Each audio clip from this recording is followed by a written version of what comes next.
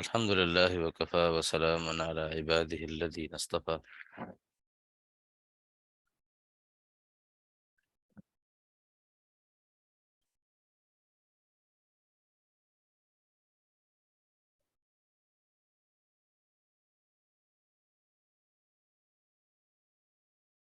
الحمد لله وكفى وسلام على عباده الذين اصطفى.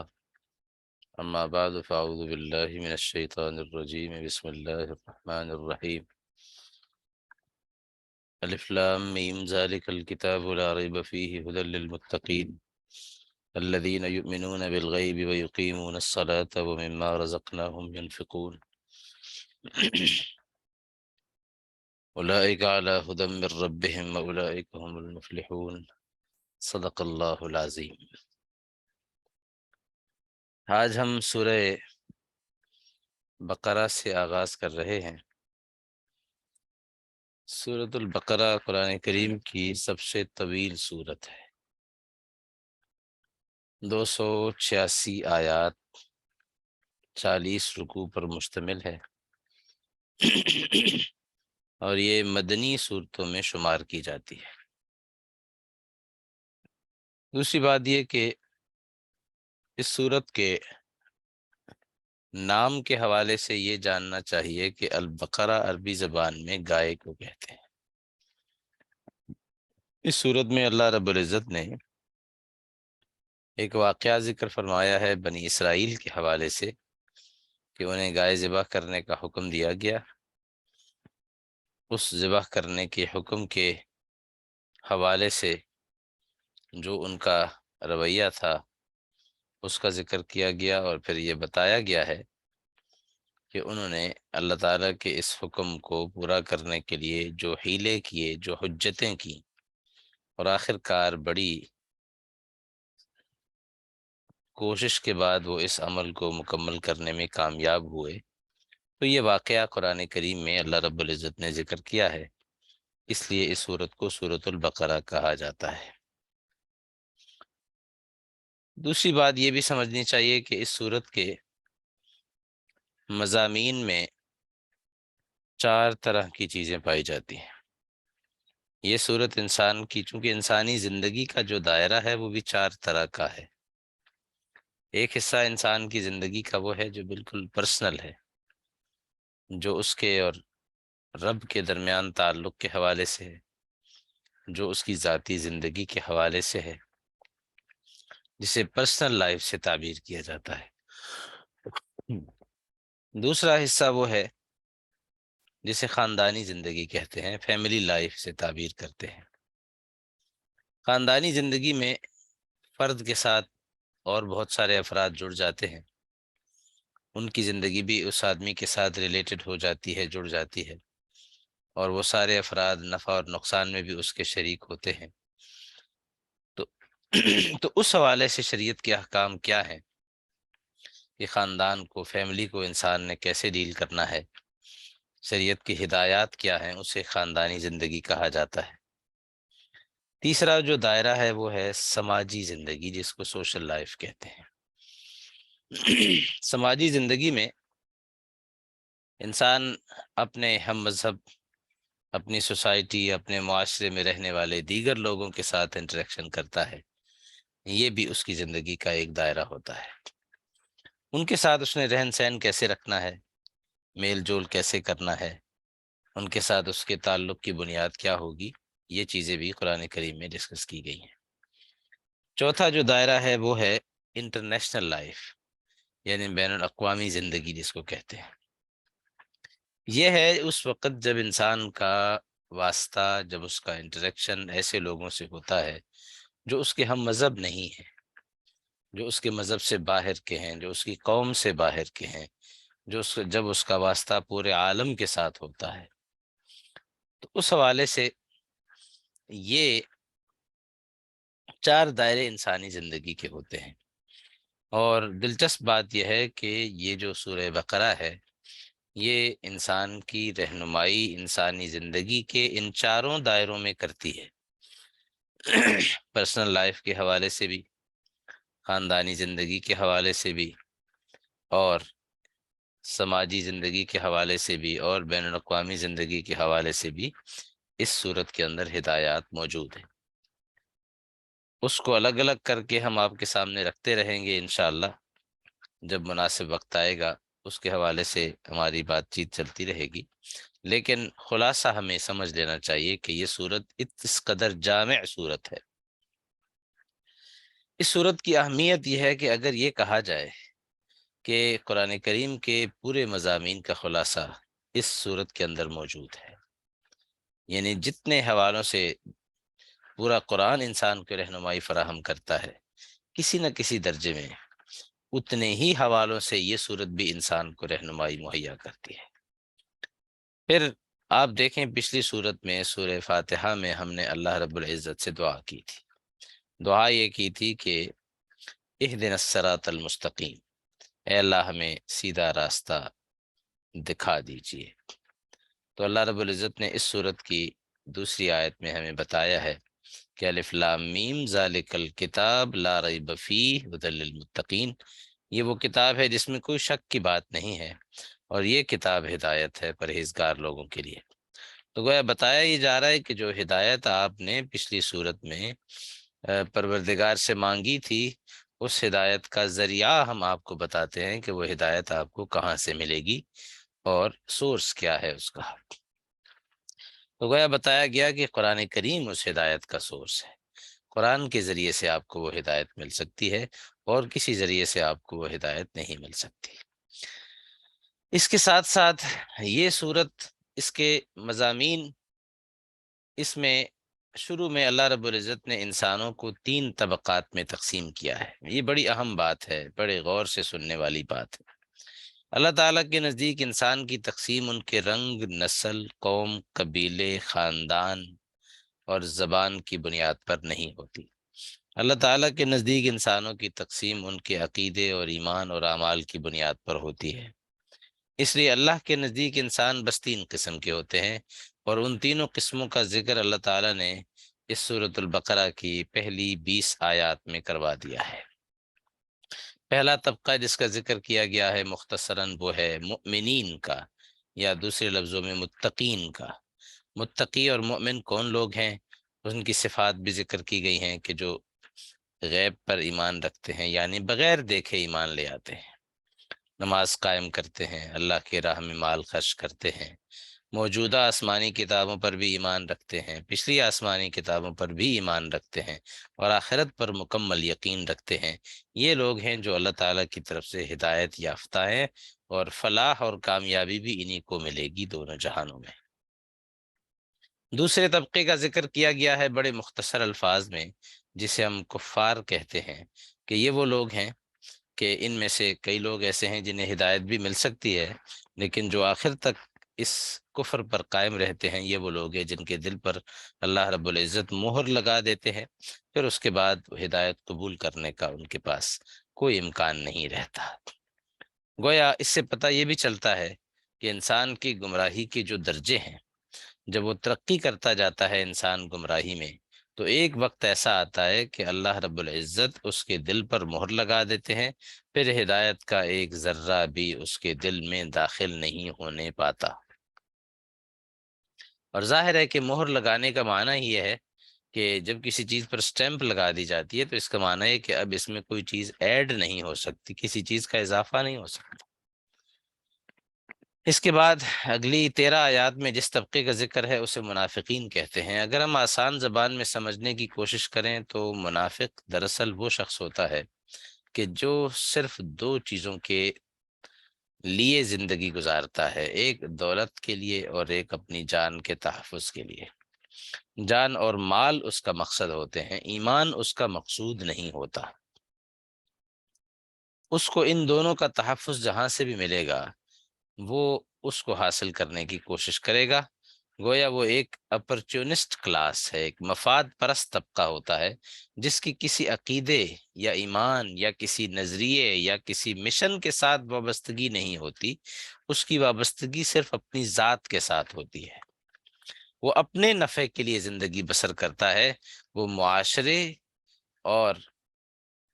سوسائٹی کے لیے، وہ اللہ رب العزت کے لیے، وہ کسی بڑے اعلیٰ مقصد کے تحت زندگی نہیں گزارتا،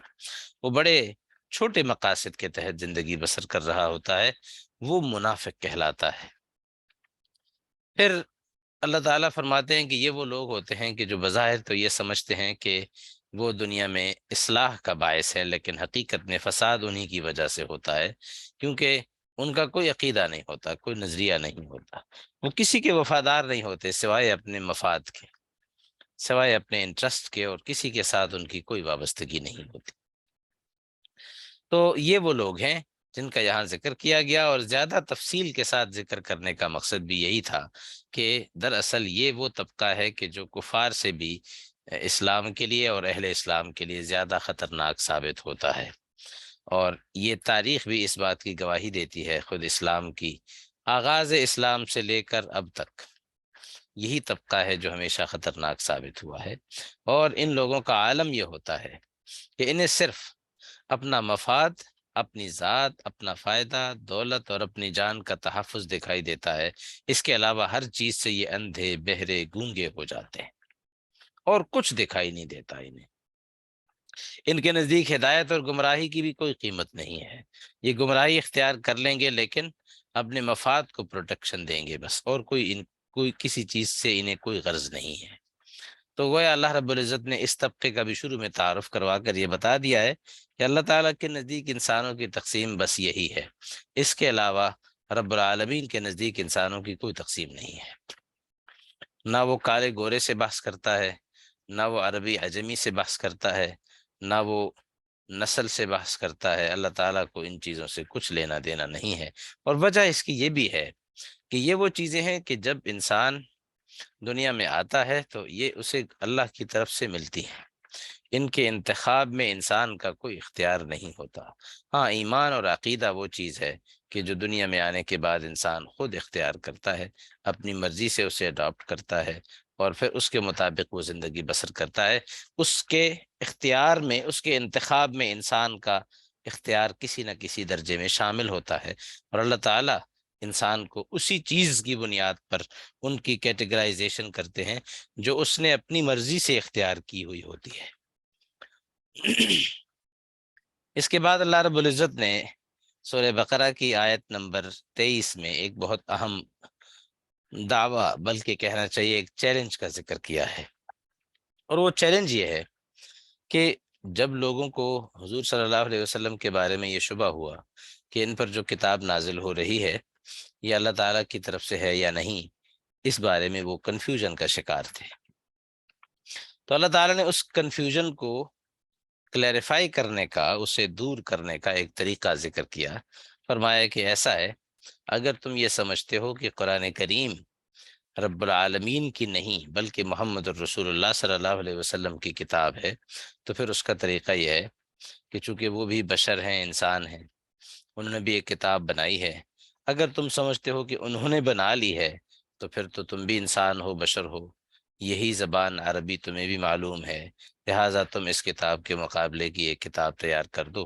کتاب کے مقابلے کی کتاب بھی تیار نہ کرو، صرف تم اس جیسی ایک صورت بنا دو، تو ہم مان لیں گے کہ یہ قرآن محمد الرسول اللہ صلی اللہ علیہ وسلم کی کتاب ہے، اللہ کی کتاب نہیں ہے۔ تمہارا دعویٰ سچا ثابت ہو جائے گا، تمہاری بات قابل تسلیم ہوگی، لیکن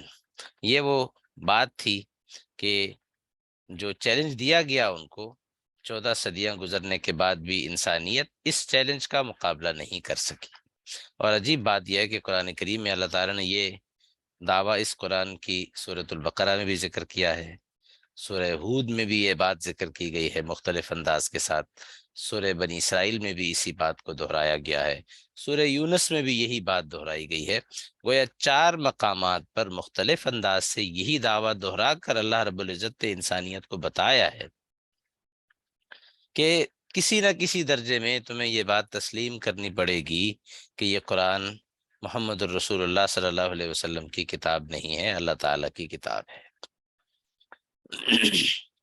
اور پھر یہ جو چیلنج دیا گیا ساتھ اللہ تعالیٰ نے پیشن گوئی بھی فرما دی ہے کہ تم یہ اب تک نہیں کر سکے کہ قرآن جیسی کوئی کتاب بلکہ کوئی چھوٹی سی صورت بھی بنا لو، اور ولن تفعلوا، اور ہرگز تم مستقبل میں بھی یہ نہیں کر سکو گے۔ اور آپ دیکھیے اس مستقبل کے دعوے پر 14.5 صدیاں گزر چکی ہیں، اور اب تک انسان کی کیپیسٹی،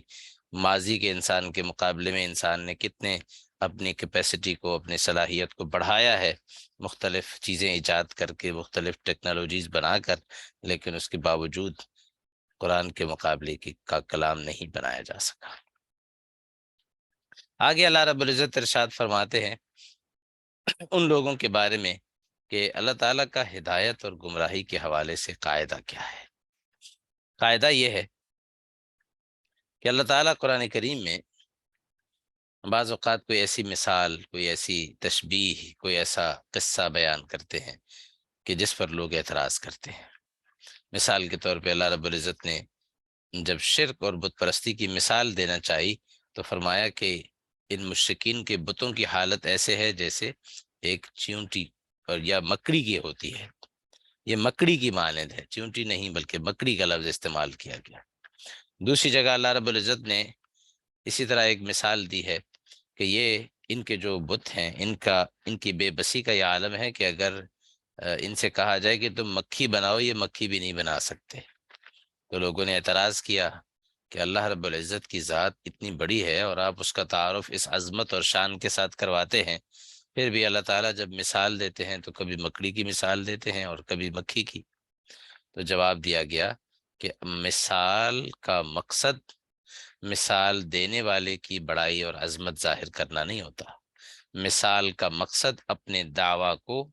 اپنا جو موقف ہے اس کو واضح کرنا ہوتا ہے، اور اپنی بات کو سمجھانا مقصود ہوتا ہے مثال کے ذریعے سے۔ تو اللہ تعالیٰ جو بات سمجھانا چاہتے ہیں انسانیت کو، وہ بات تو بڑی واضح ہے کہ انسان کہ اپنے بنائے ہوئے جو خدا ہیں، جو بت ہیں، ان کی کوئی قدر و قیمت نہیں ہے۔ وہ اس کائنات میں تخلیق کے نظام میں کسی طرح بھی شریک کار نہیں ہے۔ انہوں نے کسی چیز کو پیدا نہیں کیا، کوئی چیز انہوں نے ایسی نہیں ہے کہ جو انہوں نے خود بنائی ہو، تو پھر انہیں خدا کیسے مان لیا جائے، انہیں رب کیسے تسلیم کر لیا جائے؟ تخلیق عالم میں ان کا ذرا بھی کوئی حصہ نہیں ہے۔ تو پھر انسان کے عقل پر انسان ماتم کرے کہ آخر اس نے ان کو خدا کیسے بنا لیا، انہیں الوہیت کے درجے پر کیسے فائز کر دیا ہے۔ اس کے بعد اللہ رب العزت ذکر فرماتے ہیں حضرت آدم علیہ السلام کو زمین پر خلافت عطا کیے جانے کے حوالے سے کہ حضرت آدم علیہ السلام کو جب رب العالمین نے پیدا فرمایا تو فرشتوں کے سامنے ذکر کیا گیا کہ انی جاعل فی الارض خلیفہ، میں زمین میں ایک نائب بنا رہا ہوں۔ یہاں علماء نے ایک بحث کی ہے کہ انسان جو دنیا میں آیا ہے اس کی تخلیق کا مقصد کیا ہے۔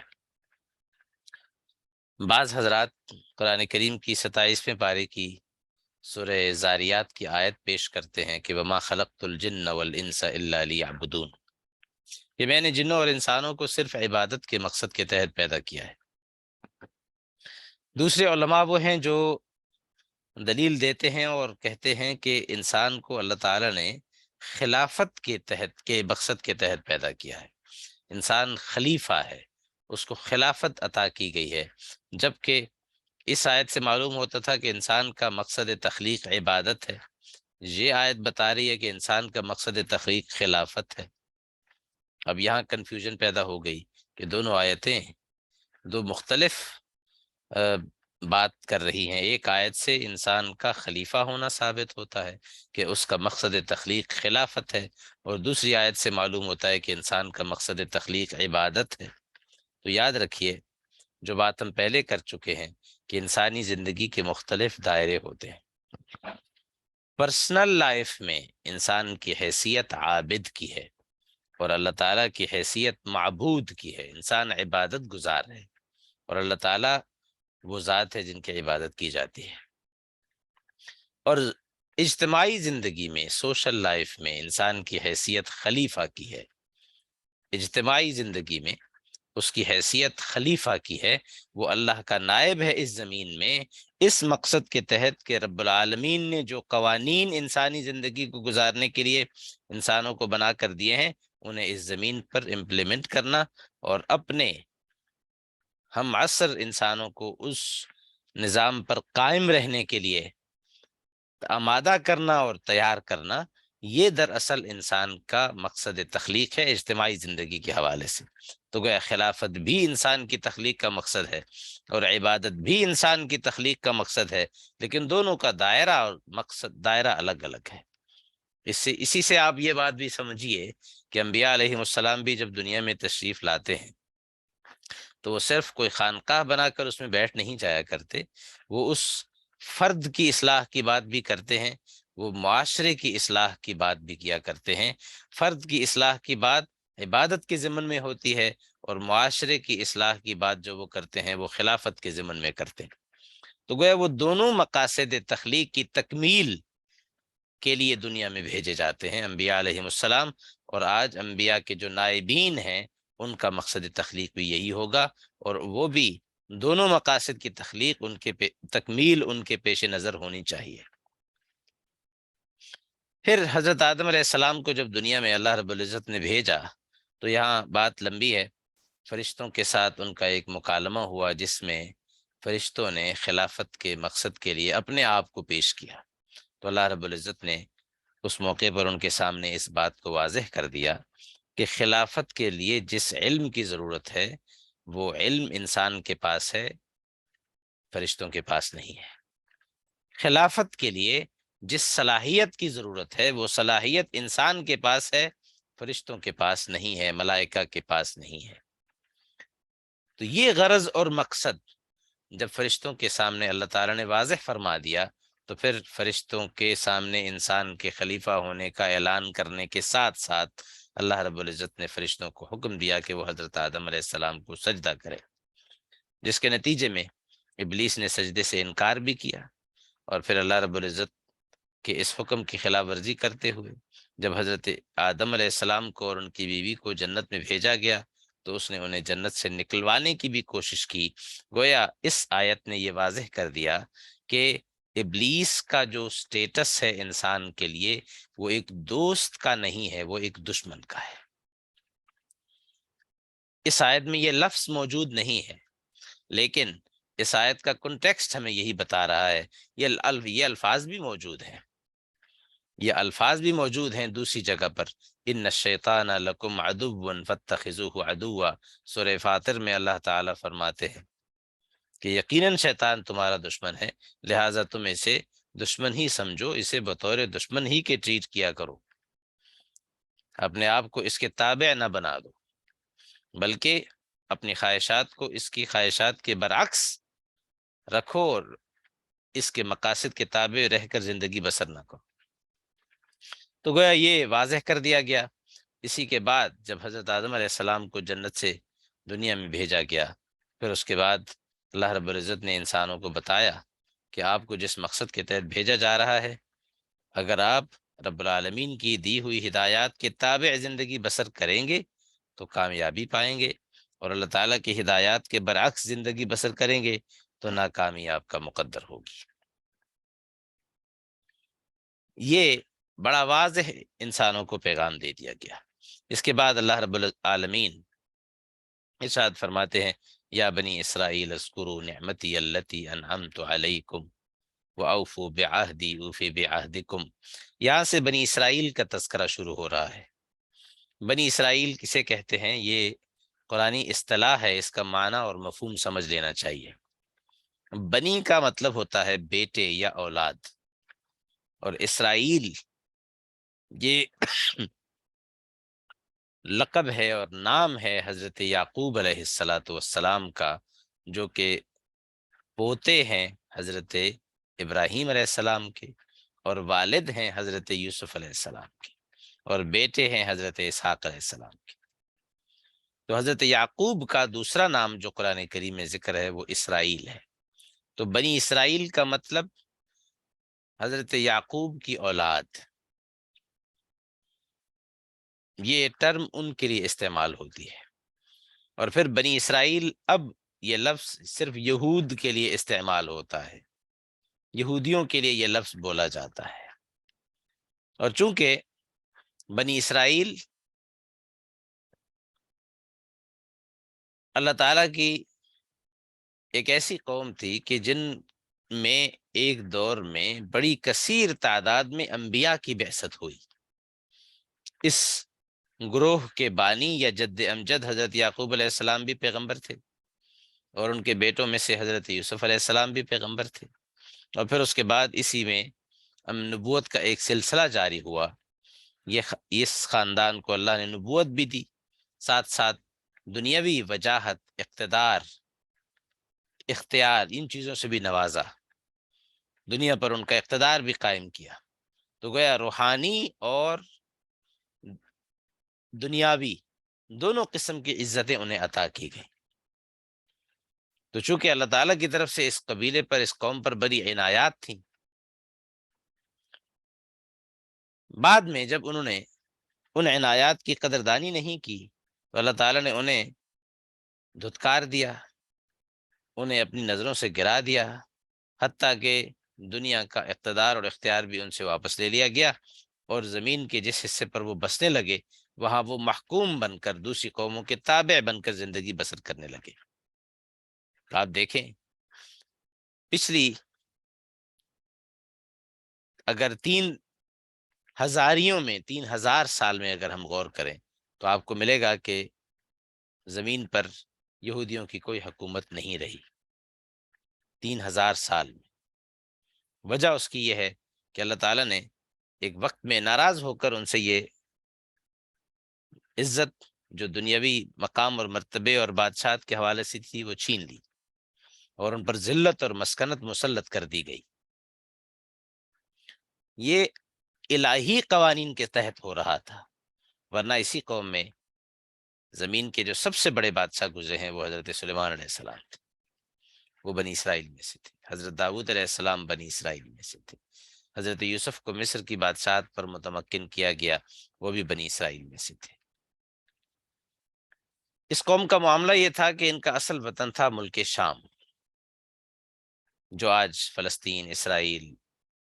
شام اور لبنان وغیرہ، اس پورے خطے کو شام کہا جاتا تھا۔ پھر یہ لوگ یہاں سے نکل کر حضرت یوسف علیہ السلام کی تلاش میں ان کا خاندان مصر چلا گیا۔ صدیوں یہ لوگ مصر میں رہے۔ پھر حضرت موسیٰ علیہ السلام کے دور میں انہیں کہا گیا کہ اب یہ مصر چھوڑ کر اپنے اصلی وطن شام واپس چلے جائیں۔ تو حضرت موسیٰ علیہ السلام کو اسی مشن کے تحت بھیجا گیا جس کا ذکر آگے اپنے مقام پر آئے گا۔ تو یہ جو بنی اسرائیل تھے، اس بنی اسرائیل کو اللہ رب العزت نے اس آیت سے لے کر یہاں سے ان کا تذکرہ شروع کیا ہے، اور انہیں یاد دلایا ہے کہ ہم نے تم پر کتنے احسانات کیے، اور ان احسانات کا تقاضا یہ ہے کہ جب ہم نے اپنے آخری پیغمبر کو بھیجا ہے جو کہ تمہارے ہی چچا زاد بھائی کی اولاد ہے، کیونکہ حضرت اسماعیل علیہ السلام کی اولاد میں سے ہیں حضور صلی اللہ علیہ وسلم، اور حضرت اسحاق کی اولاد میں سے تھے یہ بنی اسرائیل۔ ان سے کہا جا رہا ہے کہ یہ تمہارے ہی بھائی بند ہیں، تمہارے ہی آباء و اجداد سے ان کا بھی تعلق ہے، لہٰذا اب نبوت بنی اسرائیل سے نکال کر عربوں میں یا بنی اسماعیل میں دے دی گئی ہے، عطا کر دی گئی ہے۔ لہٰذا جس طرح اس سے قبل نبوت تمہارے پاس تھی اور دینی اور دنیاوی دونوں عزتیں اللہ تعالیٰ نے تمہیں عطا کی تھیں، آج جب اللہ تعالیٰ نے وہ منصب بدل دیا ہے تو تم سے یہ تقاضا کیا جا رہا ہے کہ تم ان پر ایمان لاؤ جو نئے پیغمبر دنیا میں بھیجے گئے ہیں، محمد الرسول اللہ صلی اللہ علیہ وسلم، جو تم میں سے نہیں ہے، خاندانی اعتبار سے تم میں سے نہیں ہے۔ تو گویا اللہ تعالیٰ نے ان سے فرمایا کہ دیکھو میں نے جو وعدے تم سے کیے تھے میں اپنے وعدے پورا کروں گا، بشرطے کہ تم اپنے وعدے پورے کرو، اور میں نے جو احسانات تم پر کیے ہیں ان احسانات کو یاد رکھو، اور جو کتاب ہم نے نازل کی ہے قرآن کریم کی شکل میں اس پر ایمان لاؤ،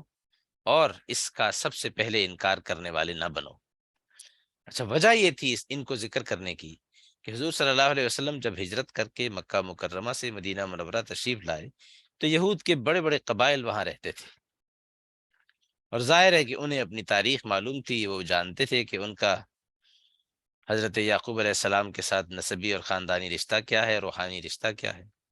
تو اللہ تعالیٰ نے ان کے ماضی کے حالات قرآن کریم کی اس سورۃ البقرہ میں بڑی تفصیل کے ساتھ ذکر کیا ہے۔ اور پھر اس سے بھی دلچسپ بات یہ تھی کہ ان کی کتاب تورات میں حضور صلی اللہ علیہ وسلم کی بعثت کی، آپ کی تشریف آوری کی خبریں موجود تھیں، جس کے بارے میں وہ پابند تھے کہ وہ لوگوں کو اس سے آگاہ کریں تاکہ ان کے لیے حضور صلی اللہ علیہ وسلم پر ایمان لانا آسان ہو۔ لیکن انہوں نے اس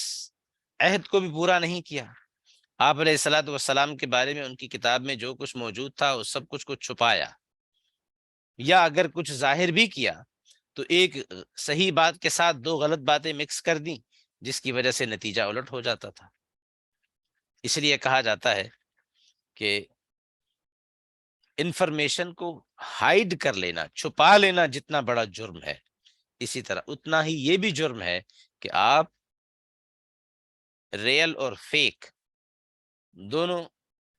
قسم کی انفارمیشن مکس کر کے لوگوں کو پہنچائیں، کیونکہ اس سے بھی نتیجہ درست نکلنے کا کوئی امکان نہیں ہوتا۔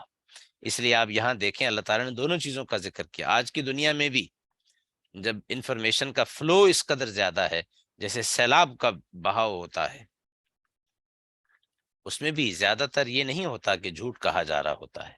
زیادہ تر یہ ہوتا ہے کہ صحیح اور غلط بات مکس کر کے ذکر کی جا رہی ہوتی ہے، جس کی وجہ سے کسی درست نتیجے تک پہنچنا انسان کے لیے مشکل ہو جاتا ہے۔ اس لیے اللہ تعالیٰ نے دونوں چیزوں سے منع فرمایا ہے۔ آیت نمبر 42 میں دیکھیں، وَلَا تَلْبِسُوا الْحَقَّ بِالْبَاطِلِ، باطل کو حق کے ساتھ مکس نہ کرو، اور حق کو چھپاؤ بھی نہیں حالانکہ تم جانتے ہو، اور نماز قائم کرو اور زکوٰۃ ادا کرو اور رکوع کرنے والوں کے ساتھ رکوع کرو۔ تو بنی اسرائیل کو یہ ساری چیزیں یاد دلائی جا رہی ہیں، اور ساتھ ساتھ اللہ تعالیٰ یہ بھی بتاتے ہیں کہ دیکھو جب تم حضرت موسیٰ علیہ السلام کے عہد میں فرعون سے اللہ تعالیٰ نے تمہیں نجات دی، حالانکہ وہی شخص تھا جو تمہاری بیٹیوں کو زندہ رکھتا تھا، بیٹوں کو ذبح کر دیتا تھا۔ یہی فرعون تھا کہ اس کے عہد میں جب تم حضرت موسیٰ علیہ السلام کے ساتھ دریا پار کرنے کے لیے سمندر کے کنارے پہنچے تو آگے تمہیں راستہ نہیں مل رہا تھا، پیچھے فرعون کا لشکر تھا، آگے دریا تھا، اللہ نے تمہارے لیے وہاں سے راستہ بنایا، پھر تمہیں کتاب عطا کی، تورات جیسی کتاب تمہیں دی گئی۔ پھر جب تو کتاب تمہیں مل گئی تو اس کے باوجود تم نے بچڑے کی عبادت شروع کر دی، اللہ تعالیٰ نے تمہارے بچڑے کی عبادت کرنے میں شرک جیسے بڑے گناہ کو بھی تمہارے معاف کر دیا۔ پھر تم ہی لوگ تھے جنہوں نے کہا تھا کہ ہم اس وقت تک ایمان نہیں لائیں گے جب تک اللہ تعالیٰ کو دیکھ نہیں لیں گے، حالانکہ یہ تمہارا بہت بڑا مطالبہ تھا۔ تکبر پر مبنی اس مطالبے کو بھی اللہ تعالیٰ نے سنا اور اس کی بھی تمہیں سزا نہیں دی۔ اور پھر جب تم مصر سے نکل کر شام میں آئے تو اللہ تعالیٰ نے 40 سال تک تمہیں من و سلوہ کھلایا، تمہیں بادل سائے کے لیے عطا کیا۔ بتاؤ کیا دنیا میں اتنے احسانات ہم نے کسی اور قوم کے ساتھ کیے ہیں؟ اور پھر اس کے بعد تمہارے پاس پینے کے لیے پانی نہیں تھا، 40 سال تک اللہ تعالیٰ نے تمہارے لیے حضرت موسیٰ کو حکم دیا کہ ایک پتھر پر اپنی لاٹھی ماریں تو اس میں سے 12 چشمے تمہارے لیے نکل آئے، اور تمہارے ہر قبیلے نے اپنے لیے الگ الگ چشمہ منتخب کر لیا اور وہاں سے پانی پینا شروع کر دیا۔ اس پر بھی تم نے ناشکری کی اور یہ کہا کہ ہمیں من و سلوہ نہیں چاہیے، ہم تو زمین کی نباتات اور اس کی اگی ہوئی چیزوں کو ہی اپنے لیے غذا کے طور پر استعمال کرنا چاہتے ہیں، اور تم نے اللہ تعالیٰ سے دوبارہ وہی چیزیں، ترکاری اور ککڑی اور گندم اور دالیں اور پیاز مانگنے شروع کر دیے۔ اللہ تعالیٰ کو اگرچہ تمہارا یہ مطالبہ پسند نہیں آیا، لیکن پھر بھی تمہارا یہ مطالبہ بھی پورا کر دیا گیا، اور پھر اسی پر تم نے اکتفا نہیں کیا، تم نے انبیاء جیسی مقدس جماعت کے خون سے اپنے ہاتھ رنگے اور ناحق انہیں قتل کیا۔ بتاؤ اس قدر جرائم کے باوجود رب العالمین نے تم سے درگزر کیا، کیا تم ان میں سے کسی جرم کا انکار کر سکتے ہو؟ آپ دیکھیں حضور صلی اللہ علیہ وسلم کے عہد میں موجود یہودیوں میں سے کوئی ایک بھی ایسا نہیں تھا جو یہ کہتا کہ ہم نے یہ کام نہیں کیا، یعنی قرآن کی صداقت کا قرآن کے کسی ایک بیان کا بھی حضور صلی اللہ علیہ وسلم کے زمانے میں موجود یہودی انکار نہیں کر سکتے۔ پھر اللہ تعالیٰ نے تمہیں حکم دیا کہ تم ہفتے کے دن عبادت کے لیے خاص رکھو اور اس دن اپنا کوئی کام نہ کرو، تم نے جب حیلے جوئی کی، بہانے بازیاں کیں، تو ہم نے تمہاری شکلیں بدل کر تمہیں بندر جیسا بنا دیا۔ یہ سزا بھی تمہیں ملی، لیکن پھر بھی تم سدھرے نہیں۔ پھر حضرت موسیٰ علیہ السلام نے تمہیں کہا کہ تم گائے ذبح کرو، تو تم لوگوں نے بجائے اس مطالبے کو فوراً تسلیم کرنے کے، اس میں بھی سوالات کرنے شروع کر دیے کہ وہ گائے کا رنگ کیسا ہو، اس کی عمر کتنی ہو، اور وہ کس قسم کی گائے ہو۔ اللہ تعالیٰ نے اس کی بھی وضاحت کی کہ اس رنگ کی ہو، اتنی عمر، درمیانی عمر کی ہو، زرد رنگ کی ہو، جو کھیتی میں نہ جوتی گئی ہو، جس سے مختلف کام وغیرہ نہ لیے گئے ہوں۔ لیکن تم ماننے پر نہیں آ رہے تھے، آخر کار بڑی مشکل سے تم گائے تلاش کر کے تم اس کو ذبح کرنے پر تیار ہوئے۔ اور اس گائے کی ذبح کرنے کا مقصد کیا تھا؟ اصل میں بنی اسرائیل میں ایک شخص قتل ہو گیا تھا، اس کا قاتل معلوم نہیں تھا، تو اللہ تعالیٰ نے ان کے لیے ایک عجیب و غریب طریقہ ایجاد کیا قاتل معلوم کرنے کا، کہ گائے ذبح کرو، اس ذبح شدہ گائے کے ایک گوشت کا ٹکڑا اس مقتول کے جسم کے ساتھ ٹچ کرو گے تو وہ زندہ ہو کر تمہیں خود بتا دے گا کہ مجھے کس نے قتل کیا ہے۔ اور ایسا ہی ہوا۔ اور اس سارے واقعے کے پیچھے ایک غرض یہ بھی تھی کہ اللہ تعالیٰ تمہیں بتانا چاہتے تھے کہ اللہ کے لیے مردے زندہ کرنا کوئی مشکل کام نہیں ہے۔ یہ تو اس نے تمہارے لیے ذریعہ استعمال کیا گائے کے گوشت کا، وہ چاہتا تو اس کے بغیر بھی زندہ کر سکتا تھا۔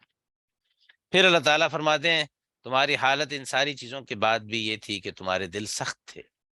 آگے اللہ تعالیٰ مسلمانوں کو یاد دلاتے ہیں کہ یہ جو یہودی ہیں، انہوں نے اپنی کتاب کو بھی اپنی اصل حالت میں نہیں رہنے دیا، اس کے اندر بھی تحریف اور تبدیلی کر دی ہے۔ اس لیے ان سے یہ توقعات مت کرو۔ ان کا حال یہ ہے کہ یہ دعوے بڑے بڑے کرتے ہیں، ان کا خیال یہ ہے کہ جنت میں ان کے سوا کسی نے نہیں جانا، اور اگر یہ دوزخ میں گئے بھی تو چند روز کے لیے جائیں گے۔ تو اللہ تعالیٰ فرماتے ہیں کہ بھئی یہ جو تم کہہ رہے ہو کہ تم چند روز کے لیے دوزخ میں جاؤ گے، کیا اللہ نے تمہیں کوئی اپنی طرف سے کوئی وعدہ کیا ہے تمہارے ساتھ؟ کوئی دستاویز لکھ کر دے دی ہے؟ کوئی ریٹرن میں تمہارے پاس کوئی ڈاکومنٹ موجود ہے جس کے بعد تم یہ دعویٰ کرتے ہو؟ ظاہر ہے کہ ایسی کوئی چیز موجود نہیں تھی۔ اور پھر ان کے بدعملیوں میں سے ایک بدعملی یہ بھی تھی کہ ان کی شریعت میں جو چیز ان کے غرض اور مقصد کے تحت ان کی خواہشات کو پورا کرنے کا باعث بنتی تھی، وہ اس پر عمل کرتے تھے، جو ان کی خواہشات کے خلاف ہوتی تھی اسے چھوڑ دیتے تھے۔ بالکل ایسے ہی جیسے ہم آج کرتے ہیں کہ دین کی وہ بات جو ہمیں اچھی لگتی ہو اس پر تو بڑے دل سے عمل کرتے ہیں اور اس کو لوگوں کے سامنے پیش بھی کرتے ہیں، لیکن جو بات ہماری خواہشات کے خلاف جاتی ہو اس کے لیے مختلف قسم کے ہیلے بہانے تلاش کرنا آج مسلمانوں نے بھی اپنی عادت بنا لیا ہے۔ تو اللہ رب العزت ان ساری چیزوں کا ذکر فرماتے ہیں اس مقام پر، اور ساتھ ہی ساتھ ان کا ایک دعویٰ یہ ہوتا تھا کہ آخرت میں جنت میں تو ہم جائیں گے۔ تو اللہ تعالیٰ نے ان کا منہ بند کرانے کے لیے ایک بڑی عجیب بات فرمائی، فرمایا تم زبان سے صرف یہ کہہ دو کہ ہم مرنا چاہتے ہیں، تاکہ واقعی دل یہ یقین ہو جائے کہ تمہیں یقین ہے کہ تم نے جنت میں جانا ہے، جس سے ہم مان لیں گے کہ ہاں تم واقعی جنت میں جاؤ گے۔ مزے کی بات یہ کہ پوری یہودیت میں سے کسی ایک آدمی نے بھی زبان سے نہیں نکالا کہ اللہ ہم مرنا چاہتے ہیں، موت کی خواہش کا اظہار نہیں کیا۔ حضور پاک صلی اللہ علیہ وسلم فرماتے ہیں اگر ایک بھی یہودی موت کی خواہش کا اظہار کرتا وہ ادھر ہی مر جاتا۔ فرمایا یہ جو لوگ کہتے ہیں کہ ہم نے جنت میں جانا ہے، انہیں دنیا کی زندگی اتنی پسند ہے، ان کو اتنے حریص ہیں یہ دنیا میں رہنے کے کہ شاید مشرک اتنی زندگی کے حریص نہ ہوں جتنے یہ یہودی ہیں جو اپنے آپ کو خدا کے پسندیدہ قرار دیتے ہیں۔ پھر ان کے اندر یہ بھی تھا کہ یہ فرشتوں میں بھی سلیکشن کرتے تھے، کہتے تھے کہ فلاں فرشتہ ہمیں پسند ہے، فلاں نہیں ہے، جبرائیل ہمیں پسند نہیں ہے، میکائیل بہت اچھا فرشتہ ہے۔ تو اللہ تعالیٰ فرماتے ہیں یہ فرشتے اپنی مرضی سے کچھ نہیں کرتے، اللہ کے حکم سے کرتے ہیں۔ اگر تم نے کسی کو اپنا دشمن سمجھا ہے تو یاد رکھو اللہ بھی پھر تمہارا دشمن ہے، کیونکہ وہ اللہ کے حکم سے کرتے ہیں جو بھی کرتے ہیں۔ پھر ان میں ایک بیماری یہ بھی تھی کہ یہ لوگ جادو ٹونے کے بڑے عادی تھے، جیسے ہمارے ہاں بھی یہ عادت پھیل گئی ہے۔ جب بھی کسی قوم میں عملی مزاج کمزور پڑتا ہے تو اس کے اندر یہ خرافات پھیلتی چلی جاتی ہیں۔ اب وہ جادو ٹونے سے کیا کام لیتے تھے؟ خاندانوں میں جدائی ڈالتے تھے میاں بیوی کے درمیان۔ اللہ تعالیٰ نے اصولی بات بتا دی ہے کہ کوئی جادو ٹونا انسان کو کوئی نقصان نہیں پہنچا سکتا اللہ کی مرضی کے بغیر، لہٰذا انسان کو اس سب کچھ کے باوجود نفع اور نقصان کا مالک اللہ تعالیٰ کو سمجھنا چاہیے کسی اور چیز کو نفع اور نقصان کا مالک سمجھنا، یہ انسان کے لیے عقیدے کے لیے بھی نقصان دہ ہے، عمل کے اعتبار سے بھی نقصان دہ ہے۔ آج ہم اسی پر اکتفا کرتے ہیں، یہ 103 نمبر آیت تک ہم نے تھوڑا سا کیا ہے، کل انشاءاللہ اس سے آگے کریں گے۔ آج اسی پر اکتفا کرتے ہیں۔